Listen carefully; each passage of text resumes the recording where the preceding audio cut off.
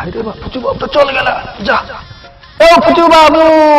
हाँ हाँ है सिंही माछले महाराज आए मायने लो ले अरे बा प्रणाम प्रणाम हाँ बसियो बसियो बसियो अच्छा जो चाह पान के व्यवस्था करो जो पाहुन सब छथिन ये सब नीलम कैसे सेला है नीलम कैसे इसके के नहीं जानी है घर घर में हमरा लोग कैसे सीढ़ी के माध्यम से हुनका जोड़े छी कहे छथि जे विवाह संबंधित किछ कहियो विवाह वाह नाम सुनते जेना हमरा तो एक पेट में गुदगुदी भ जाइए बाबू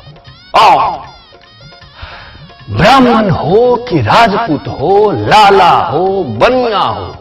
क्योट धानुक मुसहर दुसाध क्यों जिनका परिवार में एहन परोजन आए तिनका घर में बुझू महीना दिन पहिने सो गीतनाद भोज भात आरंभ सत्य बाबू विवाह सो विध भारी आई हम जे छे से किछ गीतक माध्यम से अपने के विवाह के विधि विधानक संदर्भ में कहो मान लिया बर टीका चानन केला बरियातिया सौमेध तैयार भेला विदा भेला